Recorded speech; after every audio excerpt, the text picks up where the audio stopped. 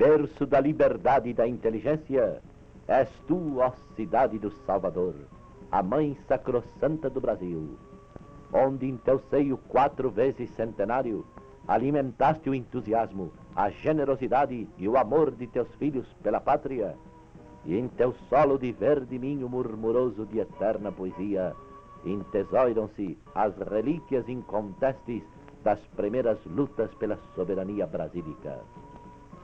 E tu, ó cidade-mãe, entre torres de igrejas e paredões de fortaleza, has de ser a eterna sentinela alcandorada deste teu grande filho, o Brasil, como a palmeira que domina ufana os altos topos da floresta espessa.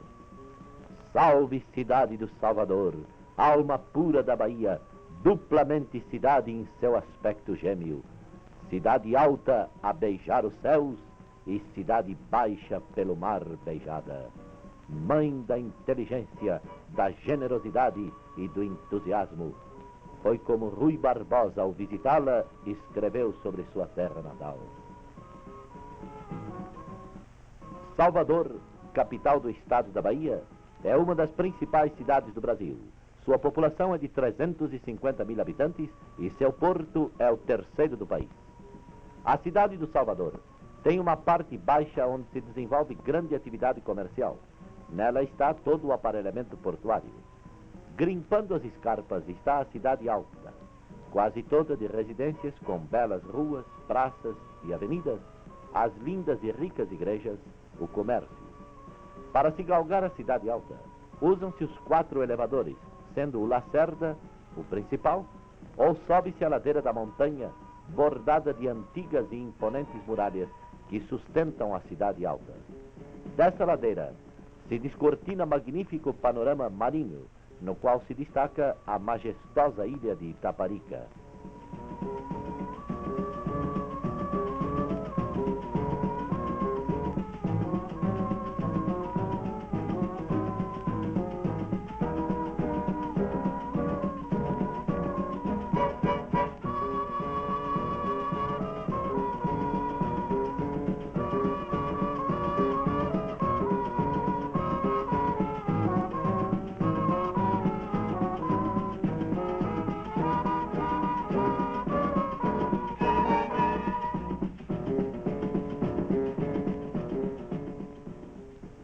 Fiquemos na Cidade Baixa.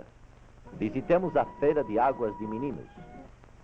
Os saveiros que trouxeram de longe a carga pesada, na vazante ficam em seco, o que facilita a descarga.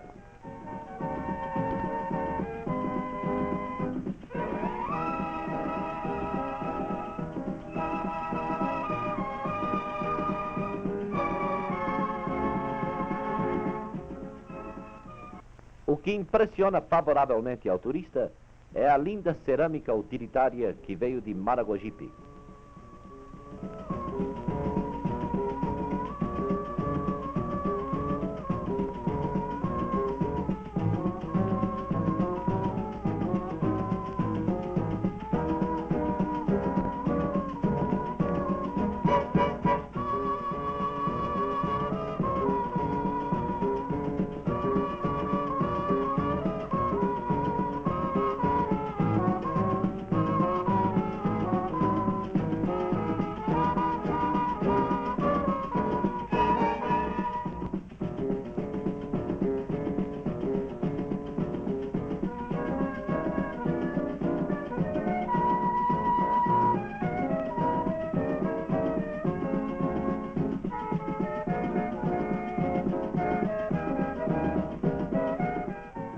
Na feira há de tudo. Quer provar o acarajé? É delicioso, está quentinho.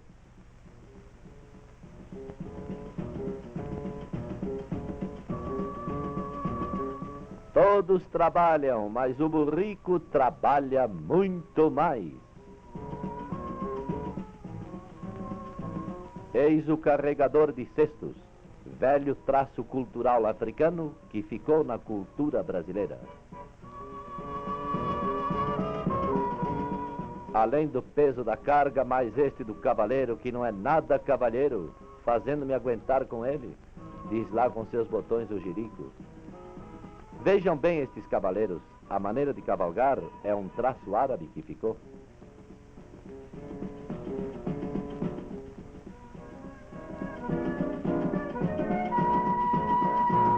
Os antigos fortes de Santo Antônio da Barra, que tiveram seus dias de glória nos fastos de nossa história, na era atômica são relíquias do passado.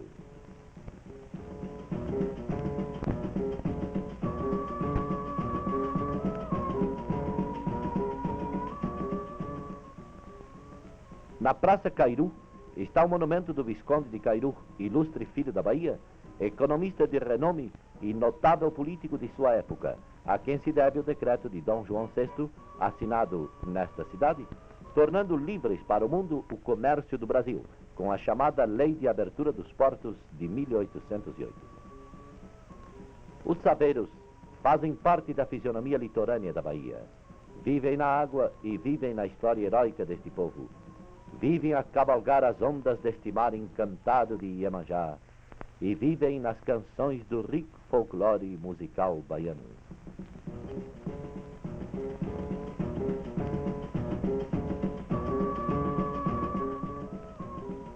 Quando chega a tarde, centenas de saveiros ancorados com seus mastros de velas arreadas, mas parecem uma floresta de árvores nuas, sem folhagem.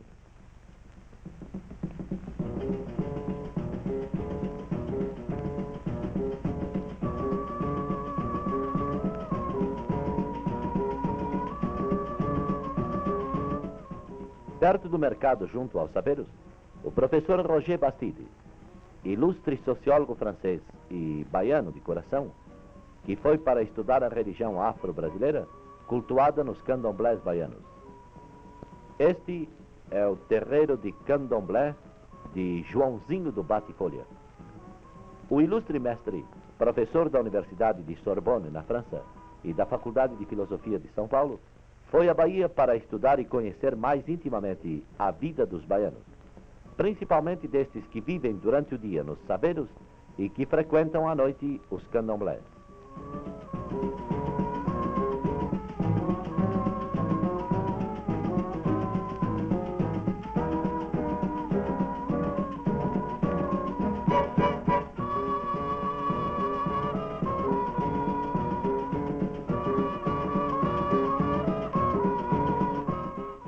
Ao entardecer, quando os saveiros descansam, na hora do pôr do sol, repetimos intensamente os versos da canção popular. Bahia, terra da felicidade, eu ando louco de saudade. Você já foi à Bahia? Então vá.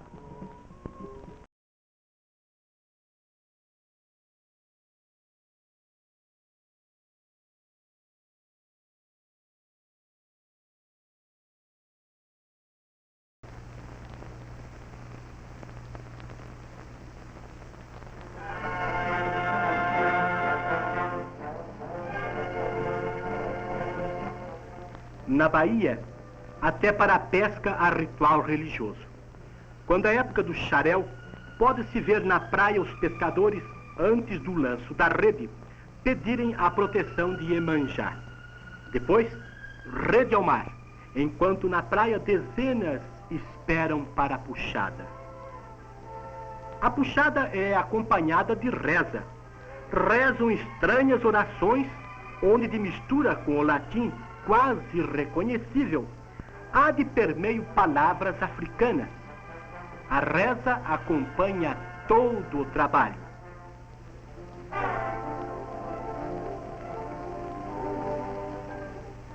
Na época do xarel, a pescaria é abundante. O melhor agradecimento às forças da natureza é dar um banho no melhor e mais destacado pescador, atirando ao mar estranho ritual em louvor a Oloxum.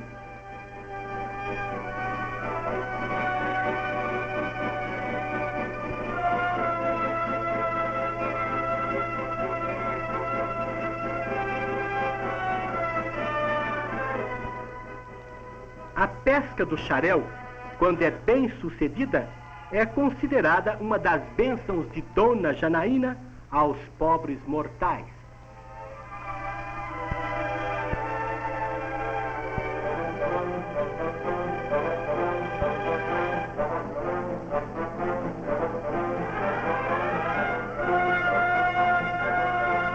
No dia 2 de fevereiro de todos os anos, na cidade Salvador de Todos os Santos, na Baía de Dona Janaína, há uma linda festa para esse orixá marítimo.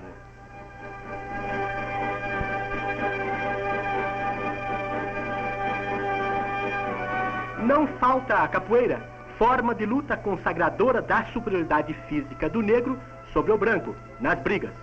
E as praias, as lindas e encantadas praias da Bahia no dia de Dona Janaína ficam fervilhantes.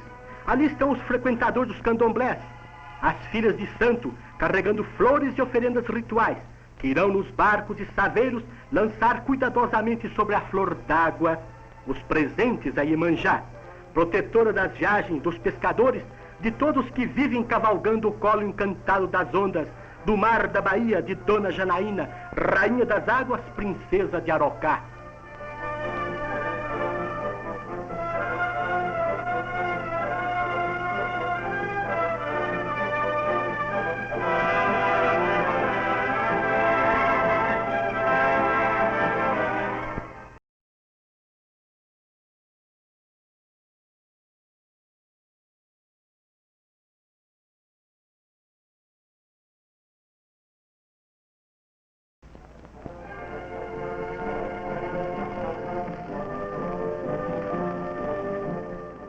A igreja de São Francisco é sui generis em seu estilo, dando-nos a impressão de um templo mexicano colonial, toda em pedra talhada, quem sabe influência de algum artífice espanhol.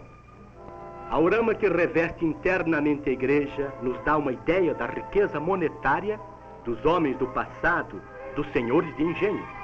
Naquele tempo existiam 3 classes sociais hierarquizadas e superpostas: povo, burguesia e nobreza, oferecendo um berço magnífico para o barroco. Mas o característico principal das igrejas barrocas da Bahia está na existência da grande sacristia. Ela era o centro das reuniões sociais, de encontro das famílias da fidalguia rural, era o traço de união entre os senhores de engenho.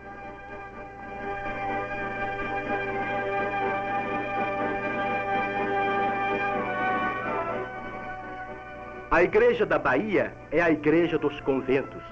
Este se compõe de 3 partes: a capela onde se reza, o pátio onde se passeia entre pilastras azuis e a ordem terceira, onde a religião fica mais perto do povo. As igrejas de um barroco gritantemente místico tinham ao lado, nos conventos, a doçura celeste dos seus azulejos, convidativos à meditação.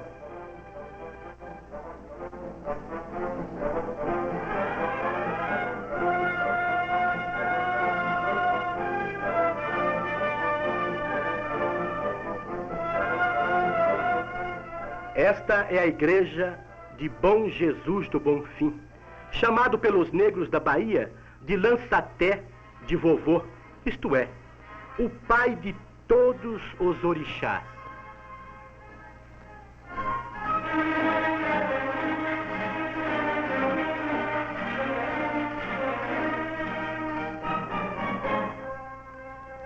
A igreja de Nosso Senhor do Bonfim é o santuário mais visitado do Brasil todo. Os ex-votos, as 1001 promessas, o confirmam.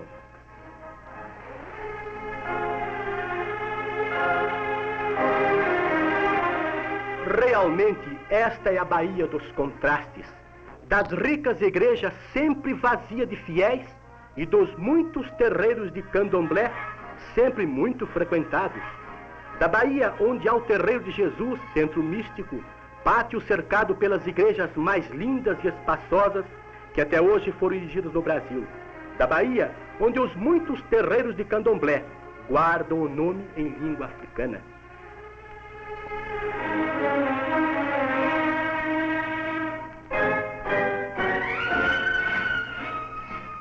Há sincretismo, Eis uma cruz para testar as árvores, os animais do sacrifício, os potes para as abluções, que nos dizem como existem traços da religião primitiva dos israelitas e mais as católicas romanas de permeio, com as práticas do candomblé. Candomblé não é espiritismo. Candomblé é uma religião de iniciação que se desenvolve em torno do culto dos grandes deuses. É a religião africana trazida para o Brasil pelos nagôs, bantus e jejes. Atualmente está muito modificada devido ao sincretismo religioso motivado pelos contactos culturais, influências advindas de nossos índios e dos brancos.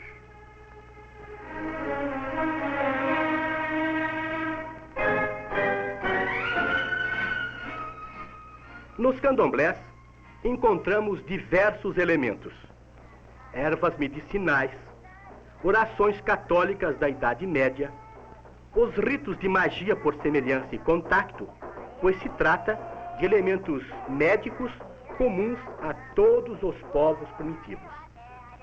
É claro que no candomblé, a religião domina a magia. A sua finalidade primordial é fazer que os homens participem do mundo misterioso dos deuses pelo êxtase.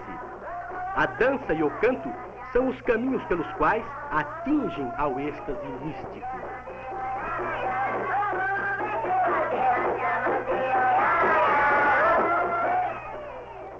Em alguns terreiros da Bahia, o candomblé está se tornando apenas um espetáculo para turista ver. É o tradicional que se esboroa sob o impacto da ganância econômica. Uma exibição que dará dinheiro, onde o culto aos grandes deuses é só para inglês ver.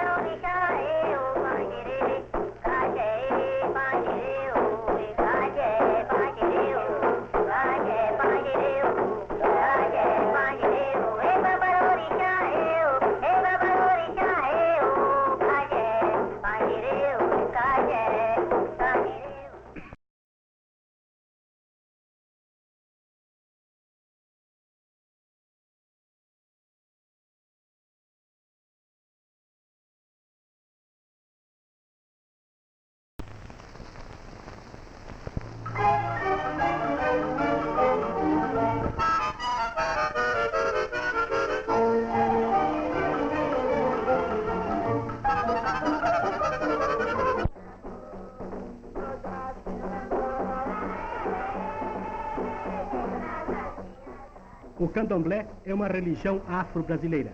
Aqui temos o altar denominado piana. Estes são os praticantes mais categorizados: pai de santo, loxa, contra-loxa e presidente. No candomblé, cultuam os grandes deuses. As danças, cantos e demais cerimônias constituem o candomblé, religião de iniciação.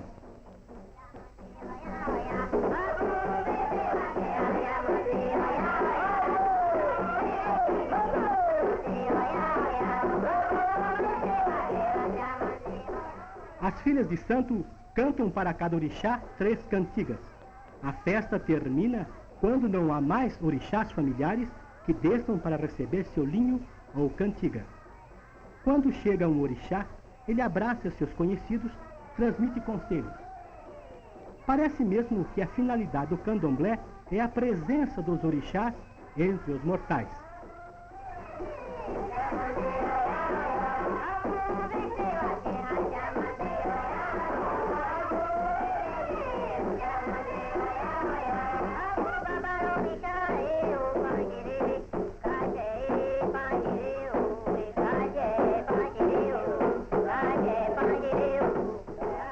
A maneira de cumprimentar é característica.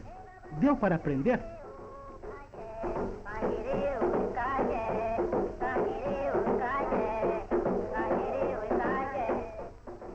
Depois que o orixá recebe seu linho, para ele deixar a filha de santo no qual esteve manifestado, há o despacho.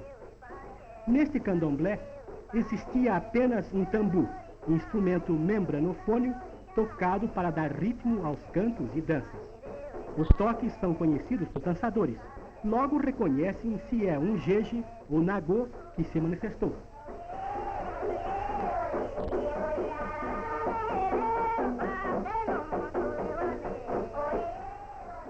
A dança, o ritmo, o canto levam ao êxtase.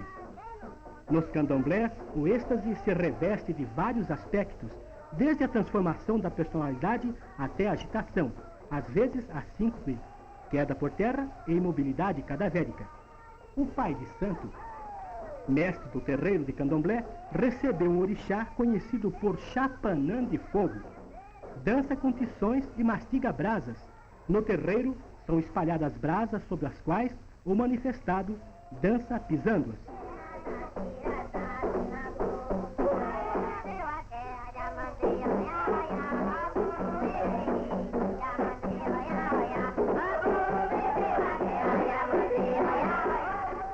Neste candomblé há muito sincretismo.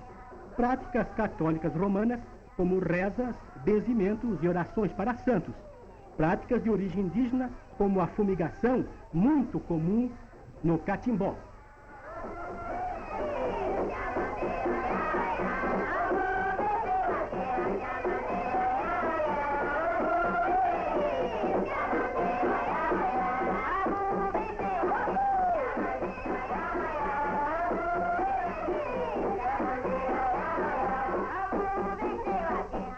A dança no candomblé nos chama atenção porque ela é realmente selvática, rústica. Os cavalos de santo, quando dançam, estão formando uma confraria mística na qual entraram através de uma iniciação.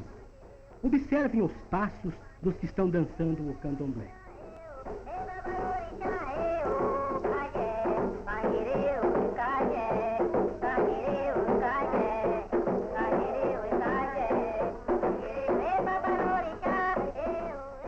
Quando estão tomados pelos orixás, não são mais os negros, brancos e mulatos que estão dançando, mas sim os próprios deuses da África que estão dançando.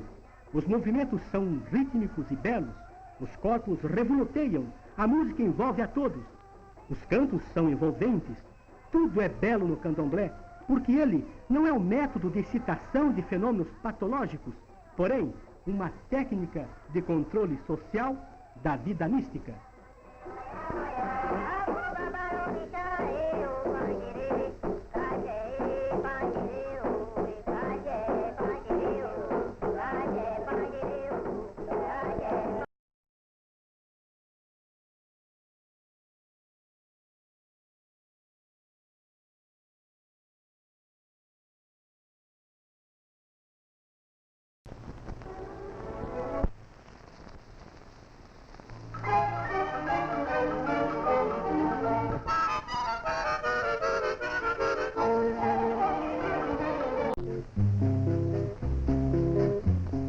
A Casa de Farinha é uma verdadeira instituição brasileira. Foi a farinha de mandioca que possibilitou a incursão dos bandeirantes pelo interlândio do Brasil, que a levavam como alimento básico. Ela está ligada à nossa história e poucos sabem como é preparada. A técnica atual de sua preparação ainda é primitiva. Praticamente nada evoluiu, é idêntica à de nossos índios. Foi com eles que o branco aprendeu a utilização da mandioca. Os indígenas a usavam e ainda a usam em forma de bijus. Vejamos como se prepara a farinha de mandioca. Para a farinhada ou preparo da farinha, realiza-se uma espécie de mutirão, uma ajuda vicinal. Uma ou duas famílias se reúnem para o trabalho. A raiz da mandioca brava é arrancada e depois é descascada, ou como é hábito no Nordeste, a casca é raspada. A seguir é ralada no catitu ou rodete. O catitu é um cilindro metálico movido pela força humana. Numa roda grande, dois homens trabalham. A corda que passa pela roda maior faz girar o catitu, onde a raladeira introduz as mandiocas descascadas para serem raladas. A mandioca ralada vai sendo depositada num coxo grande, onde é retirada e acondicionada em sacos de palha, chamados tipiti. A seguir, levada à prensa para se retirar da massa um líquido venenoso.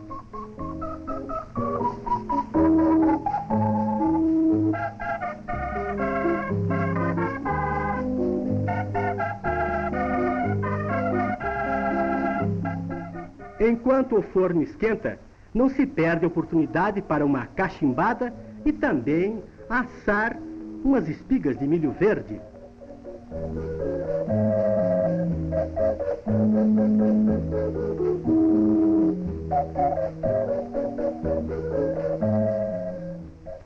Retirados da prensa, os blocos de massa são desfeitos e passados numa peneira, a urupema. A parte mais grossa que fica na urupema é a crueira. Esta serve para limpar o forno antes de se torrar a farinha. O mais rudimentar processo de prensar a mandioca ralada é o tipiti estirado por cordas. Há também a aratacas, e mais aperfeiçoada do que esta é a prensa de rosca sem fim, como a que estão vendo.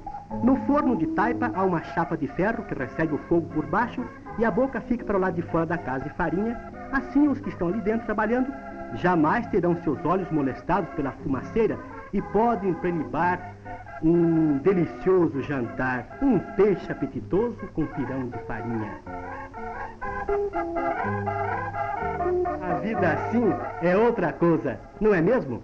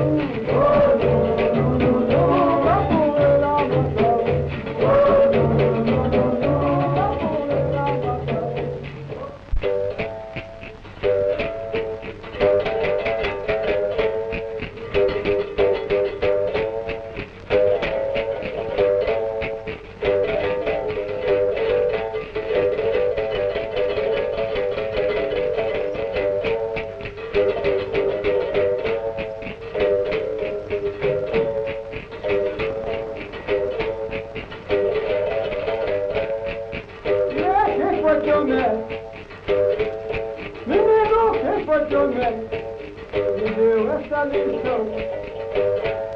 Desse porque aprende, cresce de lição. Desse que me ensinou, veio da concessão. O dever é o dinheiro, só de obrigação.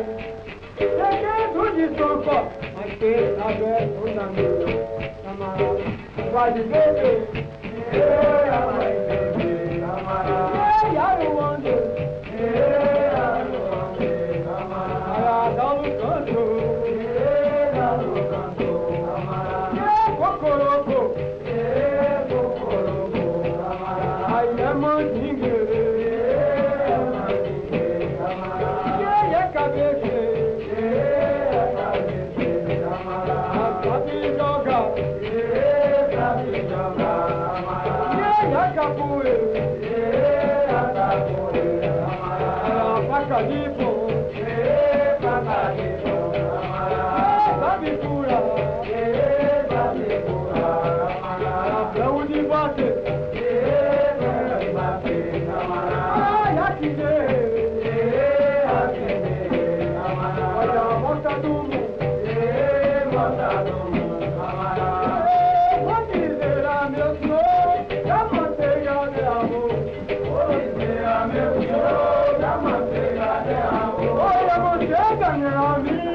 A manteiga do senhor, eu vou dizer a meu senhor, que a manteiga de amor. A manteiga da menina é a mina de olho. Vou dizer a meu senhor, que a manteiga de amor. A manteiga nela minha saiu do sonho, amor. Vou dizer a meu senhor, que a manteiga de amor. A manteiga de amor, ela menina de olho. Vou dizer a meu senhor.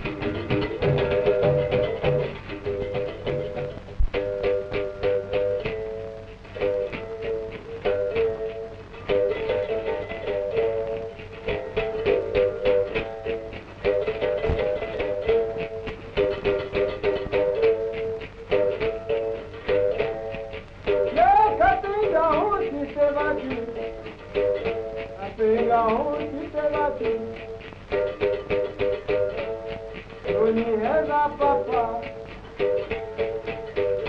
me reza mamãe. Tá certo, tá vovó. Eu tô sem amigo.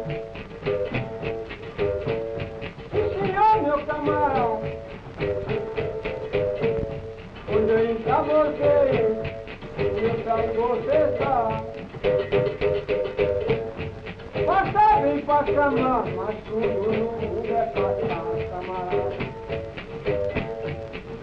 Água de beber, água de beber, camarada. Aruande,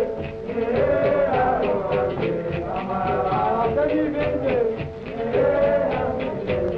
camarada. E campo de mandinga, campo de mandinga, camarada. Sabe jogar, camarada. Capoeira, capoeira, camarada. Quebra-me com mulher.